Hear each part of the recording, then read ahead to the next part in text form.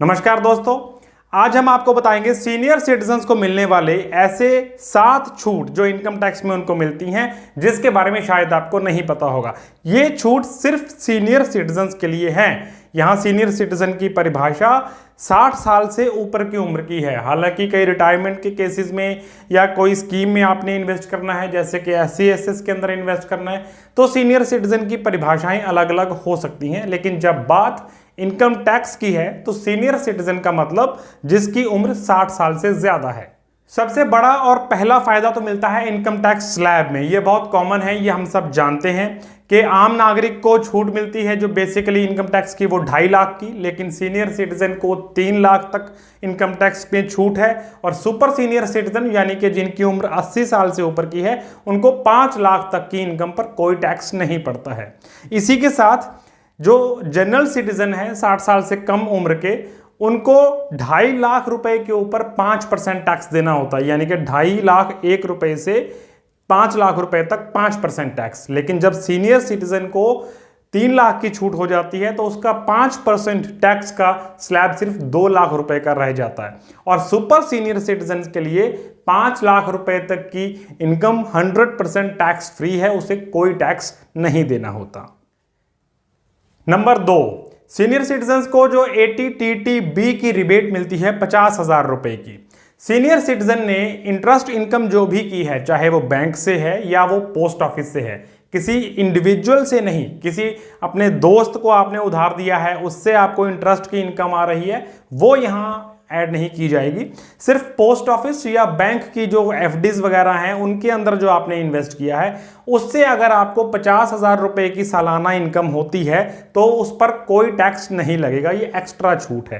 पहले ये 2018 से पहले 10,000 छूट हुआ करती थी, लेकिन अब 50,000 रुपए की है। लेकिन यहाँ ये ध्यान रखना जरूरी है कि सेविंग्स अकाउंट का इंटरेस्ट भी इसके अंदर ही ऐड हो जाता है। अलग से ATTTA की छूट जो 10,000 रुपए तक की सेविंग्स अकाउंट के इंटरेस्ट की मिलती है, वो इसमें नहीं मिलेगी। ATTTB के अंतर्गत सेविंग्स अकाउंट और FD एटसेट्रा की छूट 50,000 रुपए की मिलती है। इसे एग्जाम्पल के जरिए यूं समझ सकते हैं कि 75,000 रुपए मान लीजिए आपने टोटल इंटरेस्ट की अर्निंग की है पोस्ट ऑफिस और बैंक से, तो 50,000 रुपए आपके टैक्स फ्री होंगे और बाकी के बचे 25,000 आपकी टोटल इनकम में ऐड होंगे। तब अगर आपका टोटल टैक्स ब्रैकेट हाई होगा तो टैक्स लगेगा, वो भी अगर आपका लोअर ब्रैकेट में रह जाता है तो 0 टैक्स आपको लगेगा। ATD की 50,000 रुपए तक की छूट। ATD आपको मिलता है मेडिकल प्रीमियम पेमेंट के लिए। मेडिकल प्रीमियम जो जनरल सिटीजन पे करता है उसकी मैक्सिमम लिमिट 25,000 रुपए की है रिबेट मिलने की, लेकिन सीनियर सिटीजन के लिए 50,000 रुपए की है। इसका मतलब कहने का यह है कि मान लीजिए आपने 40,000 रुपए सालाना प्रीमियम पे किया, तो आपकी टोटल इनकम में से 40,000 रुपए लेस करके बाकी बची इनकम पर टैक्स लगाया जाएगा। अगर आपने 60,000 रुपए सालाना मेडिकल प्रीमियम पे किया तो 60,000 में से 50,000 की आपको छूट मिल जाएगी, बाकी 10,000 की नहीं मिलेगी। ये 50,000 आपकी टोटल इनकम में से लेस किया जाएगा। यही नहीं, प्रीमियम जो आप पे कर रहे हैं उस पर तो ये छूट मिलती ही है, लेकिन अगर कोई गंभीर बीमारी से आप ग्रस्त हो जाते हैं और उसके ऊपर जो आपका खर्चा होता है इलाज पर, वो भी ATD के अंदर आपका कवर होता है 50,000 रुपए तक। Number 4, ATDDB। ATDDB के अंतर्गत कुछ खास बीमारियों के ऊपर अगर आपका 1 लाख रुपए तक का खर्चा होता है तो वो टैक्स फ्री है। यानी अगर आपने 1 लाख रुपए से ज्यादा खर्चा किया तो 1 लाख रुपए आपकी इनकम टैक्स में से आपको रिबेट मिलेगा। 1 लाख रुपए से कम का खर्च किया है तो जितना खर्च किया है उतना आपको इनकम टैक्स में से रिबेट मिल जाएगा। मैक्सिमम लिमिट ATDDB का 1 लाख रुपए है। Number 5, non deduction of TDS up to 50,000 interest. Bank से या पोस्ट ऑफिस से कहीं से भी आपने इंटरेस्ट इनकम जो अर्न की है उस पर 50,000 रुपए तक कोई TDS नहीं काटा जाता। जनरल सिटीजन का TDS कटना शुरू हो जाता है अगर एक फाइनेंशियल ईयर में उसने 10,000 रुपए से ज्यादा इंटरेस्ट अर्न किया है, लेकिन सीनियर सिटीजन का इंटरेस्ट अगर 50,000 रुपए तक है तो कोई TDS नहीं काटा जाएगा। अगर 50,000 रुपए से ज्यादा है तभी TDS काटा जाएगा। और अगर 50,000 रुपए से ज्यादा इंटरेस्ट आपका है भी, लेकिन आपकी टोटल इनकम टैक्सेबल नहीं है, तो आप 15H फॉर्म सबमिट कर सकते हैं, आपका TDS नहीं काटा जाएगा। Number 6, no advance tax. Senior citizens जिनकी बिजनेस इनकम नहीं है, जो बिजनेस इनकम है उनकी बात अलग है, लेकिन जिनकी बिजनेस इनकम नहीं है, सिर्फ कोई पेंशन आ रही है या सीनियर सिटीजन स्कीम से, एफडी से, ऐसी स्कीम से कोई आपको रेगुलर मंथली इंटरेस्ट आ रहा है, इस तरह की अगर कोई इनकम्स हैं या रेंटल इनकम है, तो आपको कोई एडवांस टैक्स डिपॉजिट नहीं करना है। भले ही उस इंटरेस्ट का या रेंटल इनकम का अमाउंट कितना भी हो, आपको एडवांस टैक्स जमा करने की कोई ज़रूरत नहीं है।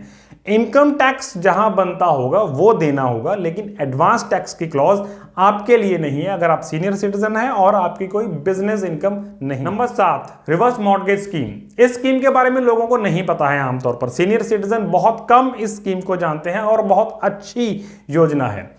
ये होम लोन के बिल्कुल उलट काम करती है। होम लोन में तो हम होम लोन जब लेते हैं, कोई घर हमने लिया, हमने बैंक से लोन लिया जिसकी इंस्टॉलमेंट्स हम धीरे धीरे पे करते हैं। सीनियर सिटीजन है चाहे जनरल सिटीजन है, धीरे धीरे वो पे कर रहा है बैंक को। लेकिन इसमें घर ऑलरेडी आपका है। जिस घर में सीनियर सिटीजन रहता है वो उसी घर में रहेगा। आप अपने ही घर के पेपर्स बैंक के पास मॉर्गेज रख देते हैं और बैंक आपको रेगुलर एक मंथली इनकम प्रोवाइड करता है।